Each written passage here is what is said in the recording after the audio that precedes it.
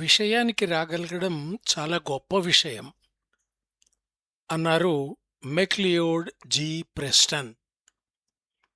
ఈయన గారు ఎవరో తెలియదు, కానీ చాలా గొప్ప మాట అన్నారు. లోకాభిరామం అర్థం తెలుసా?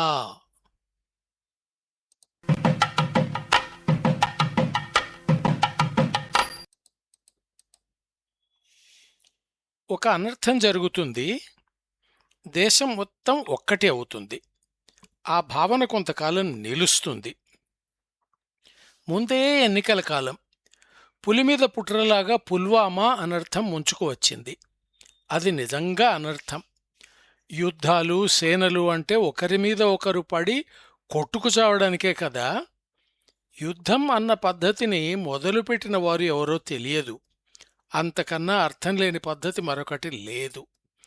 తెలివిగల మనిషి ఆ తెలివిని ఉపయోగించుకుని సమస్యలకు సమాధానాలు వెతకవచ్చు.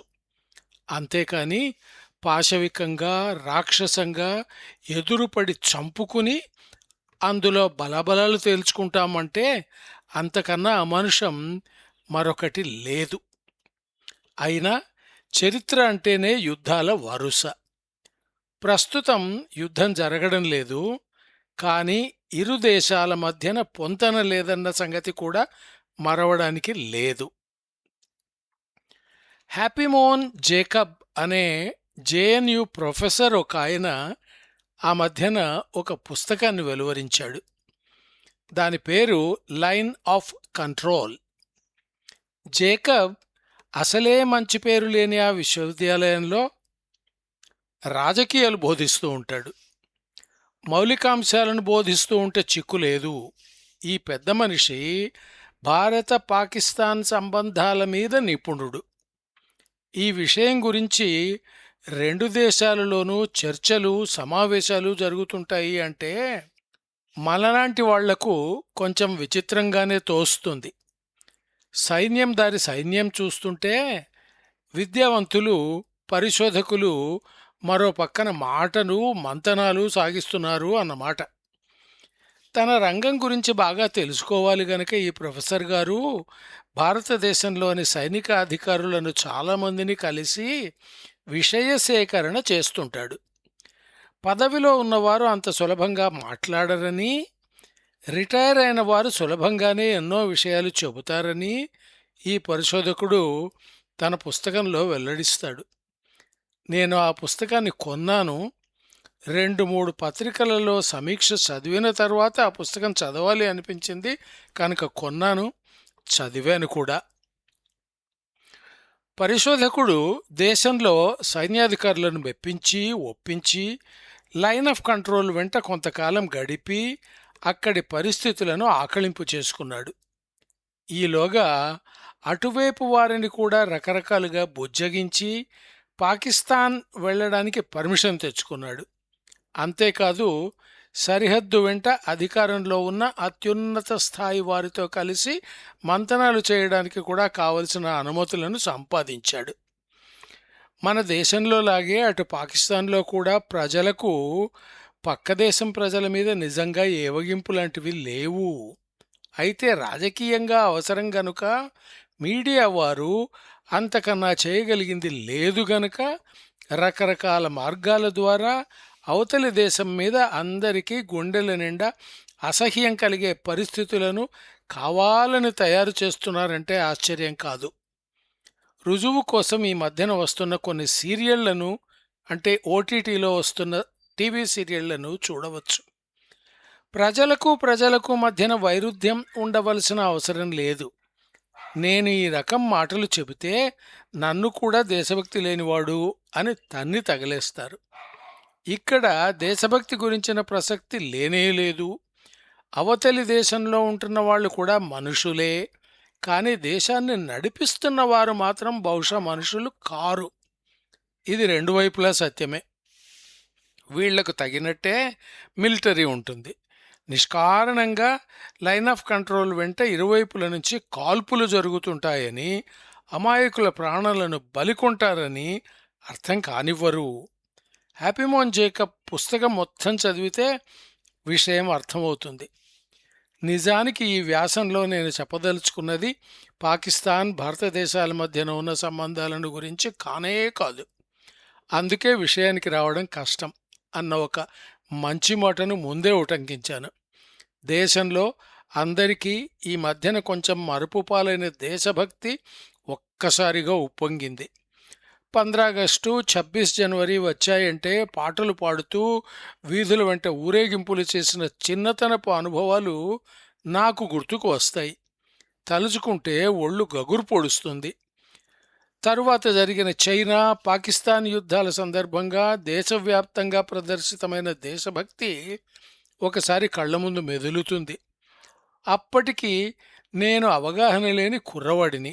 అయినా దసరా, దీపావళిలాగే స్వాతంత్ర దినం కూడా ఇవాళ్లటికి నాకు పండుగలాగా కనిపిస్తుంది.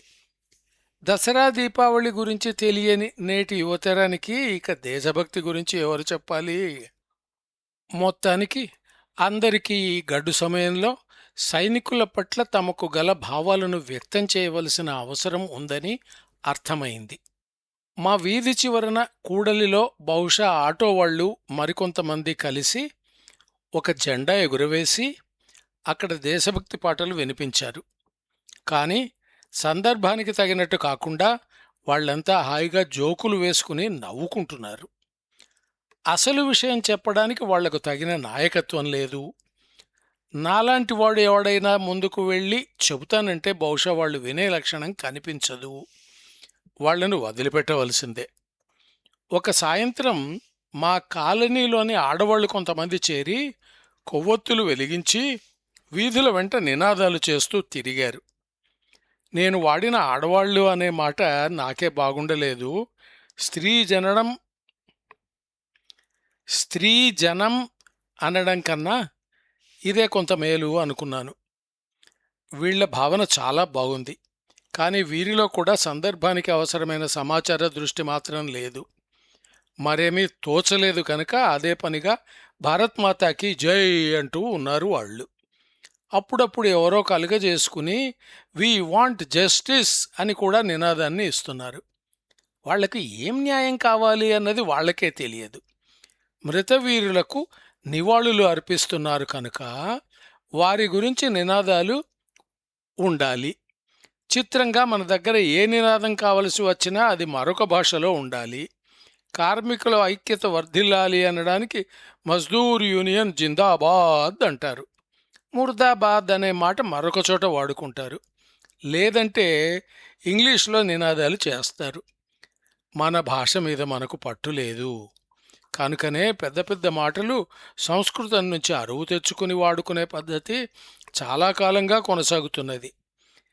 ఇక నినాదాల విషయానికి వస్తే సంస్కృతంలో నినాదాలు ఇచ్చేవారు ఎవరూ బహుశా అందుబాటులో లేరు. వీర జవాన్ అమర్ రహే అంటే సరిపోయేది. ఆ 2 ముక్కలు కూడా వీరికి దొరకలేదు. భారత్ మాతాకి జై అన్నారు. ఎవరు ఈ భారత్ మాత? ఇది నా ఇవాళటి విషయం. విషయానికి చేరుకునేసరికే నాకు అందుబాటులో ఉన్న పేజీ అడుగుకు చేరుకున్నాను. అయినా మునిగింది లేదు. భారతమాత అన్న మాట ఒక భావన మాత్రమే. తెలుగులో కొంతమంది భరతమాత అని కూడా రాస్తారు. సంస్కృతం వ్యాకరణం తెలిసిన వారికి ఇక్కడ ఒక చిక్కు ఎదురవుతుంది. భరతుని మాత భారతమాత అంటే శకుంతల. ఆమెను గురించి కాదు మనం ప్రార్థిస్తున్నది. భారతదేశం అనే మాతను ఊహించుకుని పూజించుకుంటున్నాము. మాతృదేశం అన్న భావన మనలో గట్టిగా ఉంటుంది. దేశమంటే మట్టి కాదోయ్, దేశమంటే మనుషులోయ్ అన్నారు గురజాడ. మరి ఇప్పుడు ఎవరు ఈ భారతమాత? భక్తి కావాలంటే అందుకు ఒక ఆలంబన కావాలి. నిర్గుణుడు, నిరాకారుడు, నిరంజనుడు, అజాయమానుడు అని ఆయన గురించి ఒక పక్కన చెప్పుకుంటూనే ఆయనకు వేలాది ఆకారాలను ఆపాదించుకుని అర్చావతారములు అంటూ పూజలు చేస్తున్నాము. అందులో ఒక దేవుడు సరిపోక లెక్కలేనన్ని దేవుళ్లను తయారు చేసుకున్నాము. కనుక గజిబిజి పుట్టింది. తెలియజెప్పేవారు లేక కొంతమందికి విషయం అర్థం కావడం లేదు. అచ్చంగా ఇదే పద్ధతిలో దేశం మీద అభిమానం ఉండాలంటే ఆ దేశాన్ని ఒక మనిషిగా చూడగలగాలి. దేవుడిని కూడా మనిషిగా చూచిన మనం దేశాన్ని ఒక తల్లిగా చూచి పూజించుకోవడంలో ఆశ్చర్యం లేదు, అభ్యంతరం అంతకన్నా ఉండకూడదు. ఇంకొక తికమక గురించి ఇక్కడే చెప్పుకుంటే సరిపోతుంది. వందే మాతరం అంటూ బంకించంద్రుడు తన నవలలో వాడుకున్న ఒక పాటను జాతీయ గీతం, అదే నేషనల్ సాంగ్గా వాడుకుంటున్నాము. ఏవో కొన్ని విశేషణాలు ఉన్న మొదటి భాగాన్ని మాత్రమే అవసరం వచ్చినప్పుడు పాడుకుంటున్నాము. సప్తకోటి కంఠ కలకల నినాద కరలే త్రిసప్తకోటి భుజయితి అంటూ తరువాత సాగే చరణాలున్నాయి అని కూడా చాలామందికి తెలియదు. ఇక అసలైన జాతీయ గీతానికి వస్తే జనగణమన అధినాయక అంటూ ఒక పురుషుడిని ప్రార్థిస్తున్నాము. రవీంద్రుని దృష్టిలో ఈ పురుషుడు జాగృతి చక్రవర్తి అని నేను ఇవాళ అంటే అందరూ నన్ను తన్ని తగిలేస్తారు. ఎవరి అధినాయకుడు? భారతమాత అనే భావన ఒక పక్కన ఉండగా ఎందుకు ఒక పురుషుడిని ప్రార్థించడం? ఆ పురుషుడు ఒక దేవుడు అనుకుందామా? అప్పుడు అంతకన్నా పెద్ద చిక్కు మొదలవుతుంది. ఆ దేవుడు ఏ మతానికి చెందినవాడు? రవీంద్రుడు ఏ మతానికి చెందని ఒక దేవుని గురించి పాడుకున్నాడు. అంత భావనా బలం మనకున్నదా చెప్పండి? ఈ విషయం గురించి ఇక్కడ నేను ఇంతకన్నా ఎక్కువ ప్రస్తావించదలుచుకోలేదు. అందరూ నాకంటే ఎక్కువ తెలిసిన వారే. ఆలోచించండి. ఆలోచన లేని వారికి కనీసం మీరైనా చెప్పండి. తికమకలో పడి తెలియకుండా ముందుకు సాగే కన్నా ఉన్నచోట నిలబడి ఆలోచించడం మేలు కదా.